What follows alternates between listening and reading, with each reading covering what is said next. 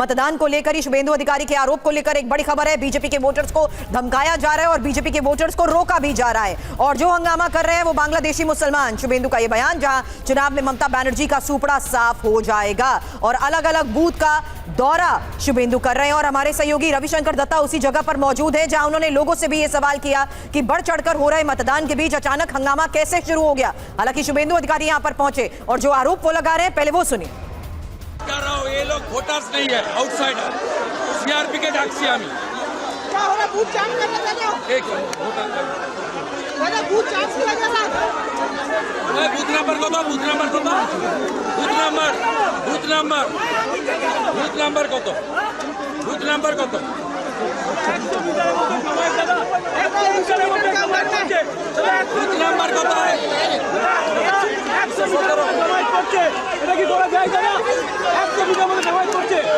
এক কোটি ছড়া লাগে, ছড়া লাগে। হ্যালো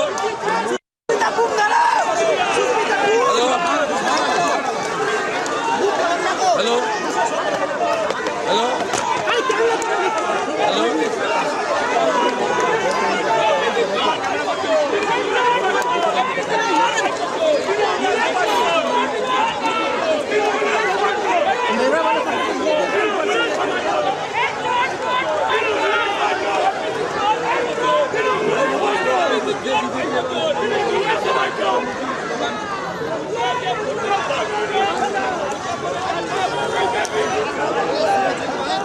এতটাই হতাশ, এতটাই হতাশ।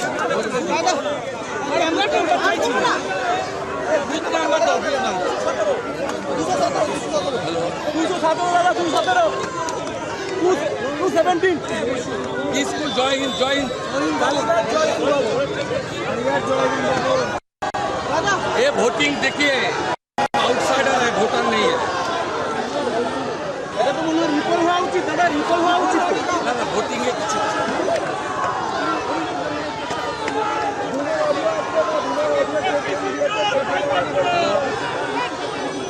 अरे बूथ नंबर 217 में तुरंत सीआरपीएफ भेजी। हाँ, जय हिंद भवन, मैं यहाँ हूँ, आप भेजिए।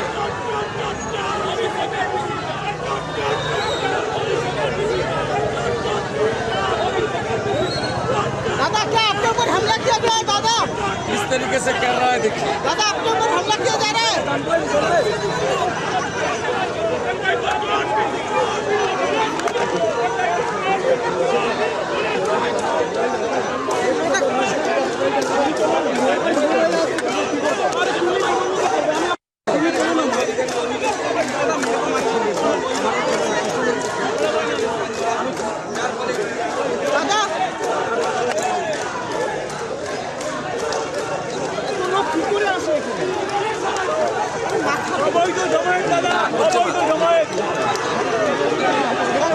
दादा यहाँ पे क्या है, आपको आपके ऊपर हमला किया गया?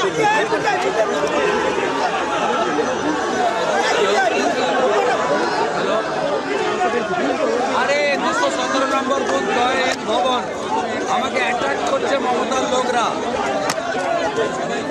আপনারা আর ফুল অ্যাসেম্বলি কি করছেন আপনি? 217 নম্বর বুথ, যতক্ষণ না আপনি আসছেন আমি যাচ্ছি না, আমি এখানে বসে থাকি।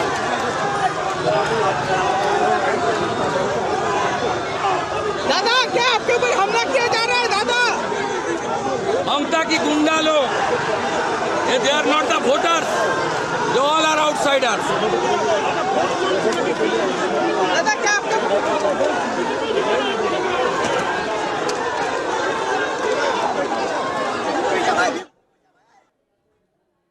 तो आरोप और प्रत्यारोप के बीच पश्चिम बंगाल में दूसरे चरण का मतदान चल रहा है, और जिस जगह पर शुभेंदु अधिकारी मौजूद थे, जहां पर थोड़ी देर पहले हंगामा हो रहा था, तमाम तरह के गंभीर आरोप लगाए और यह लगाया कि मतदान केंद्रों पर बाहर के लोग आकर खड़े हैं, और जब उन्होंने इसका विरोध किया तो उनका विरोध वहां पर होना शुरू हो गया। बाद में सीआरपीएफ वहां पर मौके पर पहुंची और हंगामा कर रहे लोगों को बल प्रयोग करके हटाया है। रविशंकर दत्ता मौजूद है। रविशंकर, इस वक्त क्या हालात है? शुभेंदु अधिकारी आरोप ये लगा रहे हैं कि जो लोग वोटिंग सेंटर्स के बाहर खड़े थे वो वोटर नहीं, बाहर के लोग हैं, जब जबकि उनको देखकर नारेबाजी हुई है। हालात क्या है और दोनों एक दूसरे पर आरोप लगाते हुए नजर आ रहे हैं।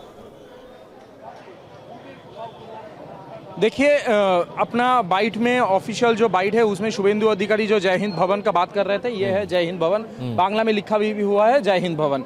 अब ये बूथ में मैं सुबह भी आया था और यहाँ पे लोगों के साथ बात भी किया था। जो वोटिंग यहाँ पे हो रही है, जो लोग यहाँ पे खड़े हैं, सब यहीं के वोटर्स है। तो एक बार हम बात कर लेते हैं उन लोगों से, एक बार पूछ लेते हैं कि जो शुभेंदु अधिकारी आरोप लगा रहा है, आप लोग सब यहीं के वोटर है? आप लोग यहीं के वोटर हैं? यहीं के वोटर है ना सब? अच्छा, शुभेंदु अधिकारी आरोप लगा रहा है कि आप लोग बाहर के वोटर खड़े। अभी आया हम नहीं, शुभेंदु यहीं के हम लोग को लोकल, आप लोग यहीं के वोटर। शुभेंदु इनको लेकर नहीं कह रहे। उस समय जो हंगामा लोग कर रहे थे, हंगामा करने वाले लोगों को शुभेंदु अधिकारी ने कहा कि ये लोग बाहर के लोग हैं, जो वोटिंग लाइन में खड़े हैं उन पर आरोप नहीं लगाया है। और ये कहा है कि ममता बनर्जी के भेजे द्वारा लोग हैं, इनको लेकर आरोप और प्रत्यारोप चल रहा है। एक बार जरा वहां पर दिखाइए इस समय माहौल क्या है, वोटिंग कितने शांतिपूर्ण तरीके से चल रही है, और संभव हो तो मौजूदा हालात के बारे में लोगों से बात करिए। देखिए, यहाँ पे फोर्स जो खड़े हैं, ये फोर्स लाया गया है यहाँ पे। शुभेंदु अधिकारी जैसे फ़ोन करके उन्होंने कहा कि ये फोर्स यहाँ पे इमीडिएटली चाहिए, वरना हमें यहाँ से हटूंगा नहीं। तो ये फोर्स यहाँ पे पहुँचा है। डीपी सिंह जो कि अधिकारी है पुलिस के बड़े, वो यहाँ पे पहुँचे थे। उनके साथ हमने बात भी किया। और आप देख सकते हैं हरीश मुखर्जी रोड और कालीघाट रोड की जो क्रॉसिंग है, उसमें गाड़ी की जो है लाइन लग गई है। इसका कारण यही है कि ये जगह शांत जगह है, लेकिन अचानक माहौल यहाँ पे गर्मा गया। और जैसे शुभेंदु अधिकारी आरोप लगा रहे थे, यहाँ से बाहर के लोग आए हैं, ये आरोप लगा रहे थे, तो यहाँ पे जो लोग यहाँ पे लाइन में खड़े थे उसके ऊपर भी सवाल उठे, और बाहर के अगर कोई इसमें आए तो उसके ऊपर भी सवाल उठे। हकीकत इसमें यही है कि यहाँ पे अभी जितना फोर्स तैनात किया गया है, आप देख सकते हैं चारों तरफ सिर्फ पुलिस ही पुलिस है, या तो सेंट्रल फोर्स है या तो स्टेट पुलिस है। ये जो जॉइंट पुलिस है और फोर्सेस है, यहाँ पे तैनात किया गया है। क्या घेराव हुआ जब वो अलग अलग बूथ का निरीक्षण कर रहे थे या जा रहे थे समर्थकों के साथ? क्योंकि ये सवाल कई उनके सामने रखे गए कि क्या उनका घेराव करते हुए उन पर हमले की कोशिश हुई?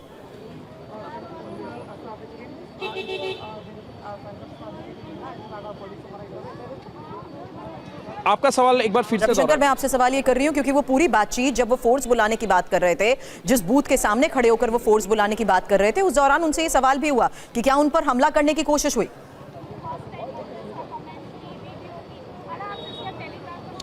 देखिए, हाँ बिल्कुल सवाल हुआ था, लेकिन ये मामला तभी गर्मा गया जब सुबह ममता बनर्जी वार्ड 70 में पहुंचे थे। और वहां पे जैसे वो एक बिल्डिंग के अंदर गए थे जिसका एक्सक्लूसिव विजुअल्स हम दिखा रहे थे, तभी शुभेंदु अधिकारी वहां पे पहुंच गई। और मैं फिर से कह रहा हूं, भवानीपुर के इतिहास में ऐसा माहौल जो गर्म होती है वो कभी नहीं देखा गया, पहली बार हुआ है। जैसे शुभेंदु अधिकारी वार्ड 70 से निकल गए, ममता बनर्जी वहां से निकल गई, और फिर ममता बनर्जी अपने घर पे आ गए। इसके बाद ममता बनर्जी के घर के सामने शुभेंदु अधिकारी पहुंचे, और ये जो रास्ता है, ये रास्ता ममता बनर्जी के घर के सामने से निकलता है। ये रास्ता निकलने के बाद जैसे शुभेंदु अधिकारी ये यहाँ पे मुक्त दल बोल के क्लब है, वहां तक बिल्कुल नजदीक आ गए थे, इसीलिए वहां पर जितने समर्थक थे टीएमसी के समर्थक, वो एकजुट हो गए और उस वक्त हंगामा करने लगे। देखिए, ऐसा आरोप लगाया जा रहा है, लेकिन लोग यहाँ पे जो रहते हैं वो नॉर्मल वोटर्स है।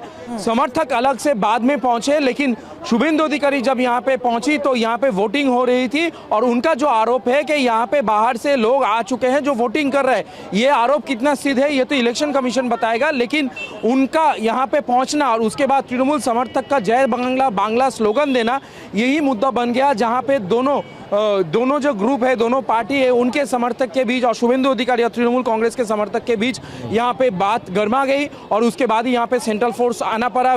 ये जो क्राउड यहाँ पे थी उसको डिसबर्स करने के लिए लाठीचार्ज करना पड़ा।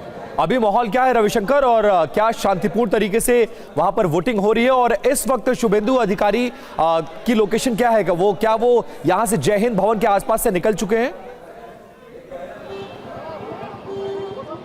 जी बिल्कुल, वो शुभेंदु अधिकारी यहाँ से निकल चुके हैं, लेकिन माहौल अगर मैं आपको अगर दिखा देता हूँ, दिखाइए प्लीज। यहाँ पे रोड थोड़ा जो है वो थोड़ा जाम हो चुका है, क्योंकि एक तो वन वे रोड है और दूसरी तरफ यहाँ पे बहुत सारा पुलिस गाड़ी यहाँ पे खड़ी है, जय हिंद भवन पे अगर आप देखेंगे वोटिंग यहाँ पे सही तरीके से हो रहा है, लेकिन जो समस्या यहाँ पे है, माहौल जैसे गर्मा गया था उसके बाद अचानक यहाँ पे पुलिस को लाठीचार्ज करना पड़ा। सेंट्रल फोर्स यहाँ पे बुलाए गए और अभी भी आप देख सकते हैं कि तैनाती सेंट्रल फोर्स का यहाँ पे है।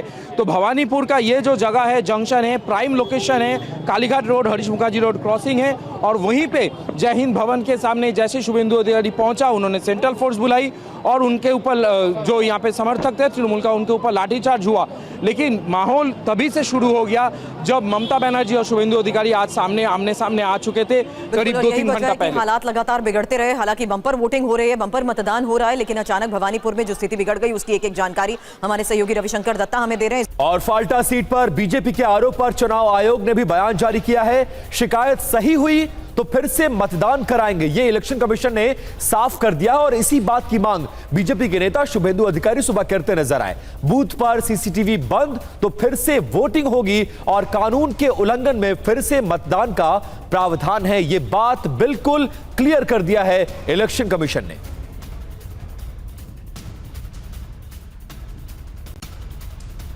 और बड़ी खबर है, टेप विवाद पर ही शुभेंदु अधिकारी का बयान। गृह मंत्री अमित शाह ने मुझे फोन किया, अमित शाह ने जानकारी भी मांगी है। तो इसी टेप विवाद पर शुभेंदु अधिकारी का यह बयान, जहां उन्होंने कहा कि गृह मंत्री अमित शाह ने उन्हें फोन कर इस पूरे मामले की जानकारी मांगी है।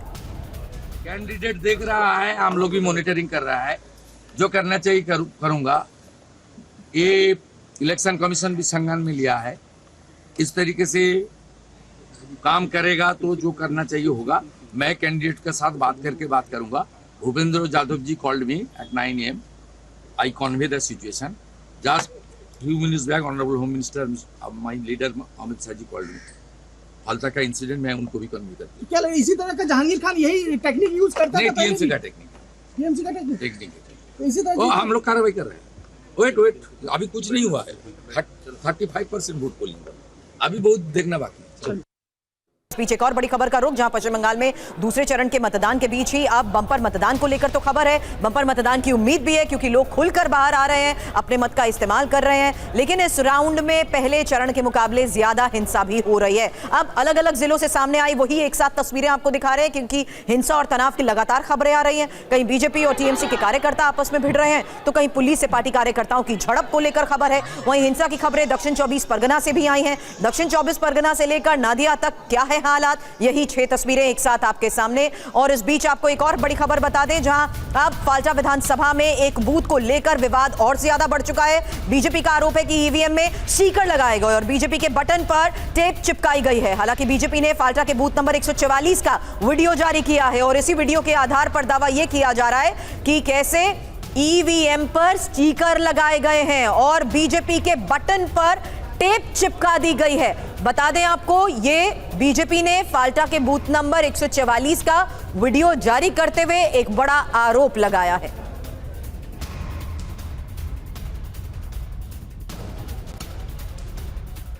और रविशंकर दत्ता लगातार हमारे साथ बने हुए। रविशंकर, बहुत ज्यादा क्योस सुबह से नजर आ रहा है और इतना ज्यादा जिस तरह की हिंसा और जिस तरह के आरोप और प्रत्यारोप थे पहले चरण में नहीं थे, लेकिन लास्ट और दूसरे चरण में सुबह से बहुत हंगामा हो रहा है। और जिस तरीके से शुभेंदु अधिकारी ने कहा है कि बाकायदा गृह मंत्री अमित शाह ने फोन करके ये पूछा, जानकारी मांगी है और इलेक्शन कमीशन ऑफ इंडिया ने भी संज्ञान ले लिया है। कुछ फोटोज रिलीज की गई थी जिसमें यह दिखाया गया कि ईवीएम मशीन पर टेप लगाया गया है। अब क्या कुछ कहा जा रहा है और क्या investigation election commission of India की तरफ से जारी कर दी गई है और अमित शाह ने भी फोन करके जानकारी मांगी है शुभेंदु अधिकारी से?